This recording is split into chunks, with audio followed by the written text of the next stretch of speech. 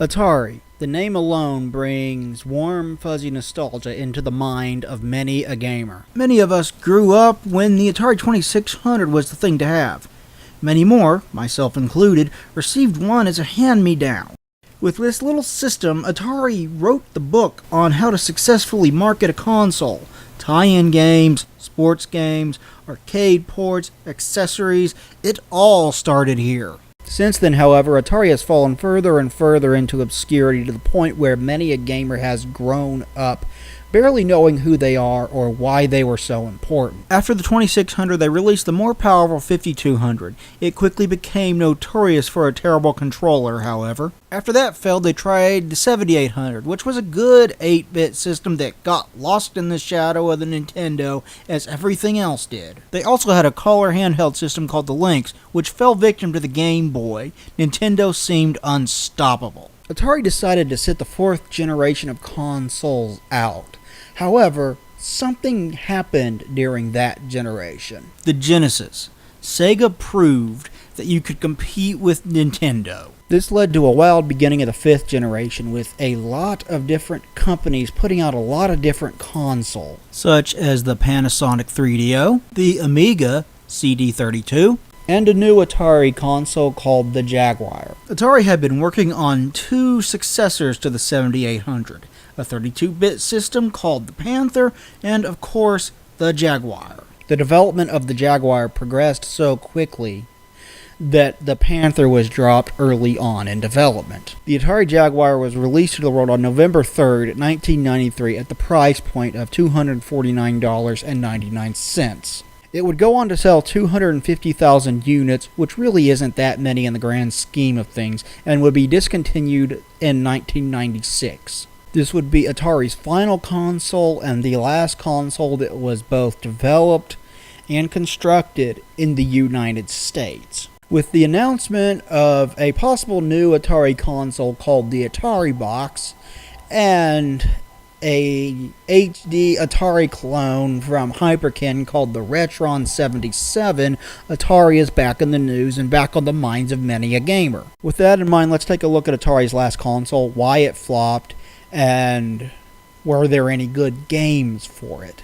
Let's take a closer look at the games and the console itself and see what this thing can do. The Jaguar was touted as a 64-bit system with its tagline of "Do the math." However, this has been a point of contention for many a gamer for a very long time. Technically, there is not a 64-bit processor in the machine itself. Instead, it has two main processors that are both 32-bit. Codenamed Tom and Jerry, they were both clocked at 26.59 megahertz. Tom was designed mostly to push polygons, and Jerry was designed mostly to handle sound superior to any console prior to it. The system also had a Motorola 68,000 16-bit processor included to handle background processes. It could output at a resolution of 800 by 567 and was capable of composite out as well as S-Video and RGB, although it came standard with an RF adapter. Straight out of the box, this system had pretty big problems. It only launched with two games, Cybermorph and Trevor McFur in the Crescent Galaxy.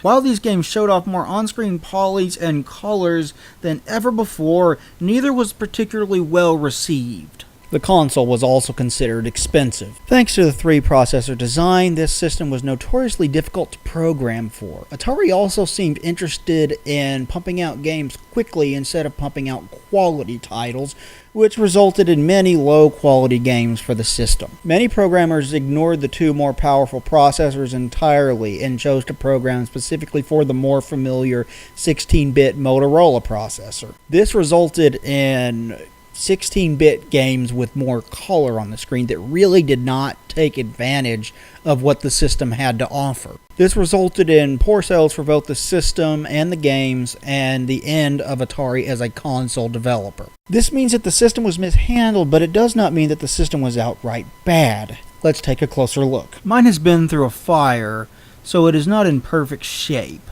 I really like the look of this console, though. It has a very unique look. I really like that it stands out. It is sleek, rigid, and black. The back has a standard RF output and power. It also has a slot for AV cables and an input-output port. that resembles the plug to PC cards. They are just exposed to the air. Whoever thought this was a good idea should be slapped.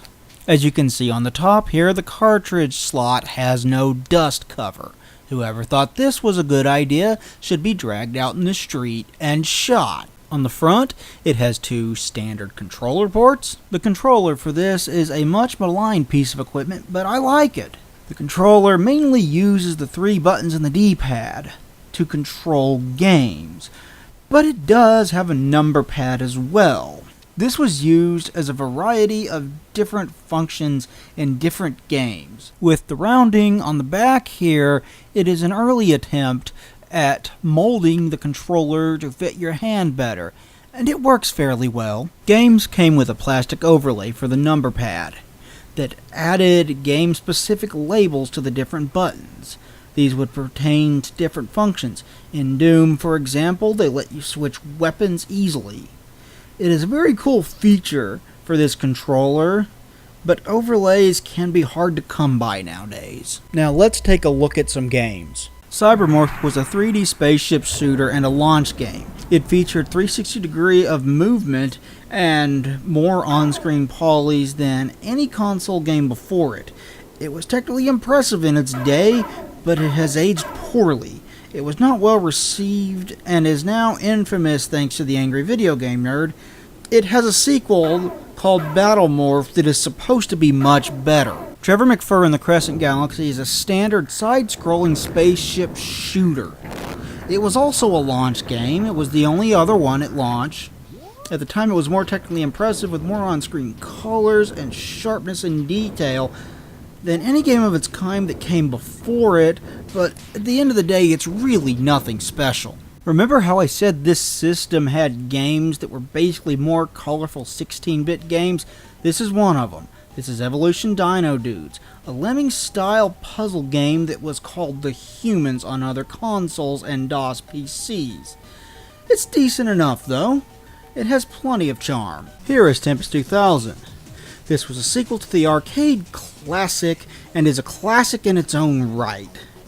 This is a must-have for any Jaguar owner.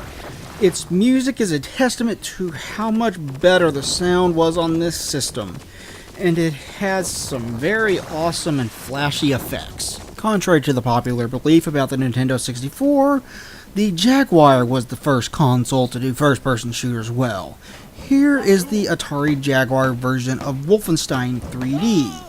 It features more story than the PC original, and has updated sprites. It has level design that is unique to this version as well. It plays great on the system, and is worth looking into. This game needs no introduction. Here is Doom. It is the very first good console port of Doom. It is missing the music though. It features a number of changes from the PC version, but it is more or less intact. The awesome PlayStation version was based on this version of the game. Alien vs. Predator is the crown jewel of the Jaguar lineup. If you own a Jaguar, you must own this game. It features 3 campaigns with 3 characters that play differently from each other, and good sound design that creates a creepy atmosphere. If you have a Jaguar, play this game. It is great. All in all, what do I think of the Atari Jaguar? Well, it's certainly a flawed system, but I kind of like it. It's a shame that this system's power and features were underutilized. It never reached its full potential. After all, a system is only as good as the games that power it, right? And this system certainly has some good games that make it worth owning and collecting for, at least in my opinion. Just be sure to get composite or S-video hookups for this thing. They're a bit more expensive, but they're worth it, and this system is too powerful to output through RF. RF is ugly anyway. Thank you everybody for watching. Please like, comment, and share this video. It would be greatly appreciated. If you would like to subscribe, I would appreciate that too. We'll talk to you guys next time. Thanks everybody and goodbye.